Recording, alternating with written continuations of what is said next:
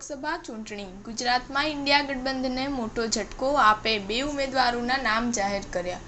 આપ સાંસદ સંદીપ પાઠકે કહ્યું કે અમે કોંગ્રેસ સાથે 2 વખત બેઠકો કરી છે, પરંતુ કોઈ નિષ્કર્ષ પર આવ્યા નથી। આ પછી છેલ્લા 1 મહિનામાં એક પણ બેઠક થઈ નથી। આપ દ્વારા વધુ એક લોકસભા ઉમેદવારોનું નામ જાહેર કર્યું છે। ભરૂચથી ચૈતર વસાવા તેમજ ભાવનગરથી ઉમેશ મકવાણા આપના ઉમેદવાર। દેશમાં લોકસભાની ચૂંટણી ખૂબ જ નજીક છે। આવી પરિસ્થિતિમાં ધીમે ધીમે તમામ પક્ષો પોતાના ઉમેદવારોના નામ ફાઇનલ કરવામાં વ્યસ્ત છે।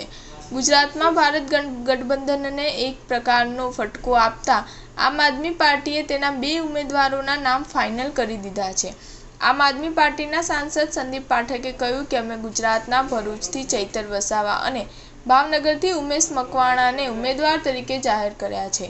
આમ આદમી પાર્ટીના સાંસદ સંદીપે પાઠકે વધારામાં કહ્યું કે ગુજરાતના મહાગઠબંધનમાં અમારી પાસે 8 બેઠકો છે। અમને લાગે છે કે કોંગ્રેસ આના પર અમને ટેકો આપશે।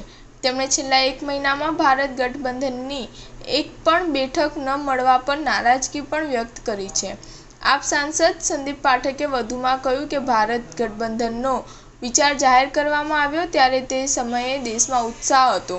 ગઠબંધનનો ઉદ્દેશ્ય એવો હોવો જોઈએ કે તમામ વિપક્ષી ઘટકો એક સાથે આવે અને પોતાના હિતમાં જોયા વિના દેશના હિતના કામ કરે।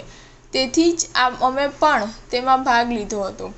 તેનો હેતુ ચૂંટણી લડવાનો અને જીતવાનો છે। આ માટે સમયસર ઉમેદવારની ઘોષણા કરવી અને પ્રચારનું કામ કરવું તે અમારી માટે જરૂરી છે।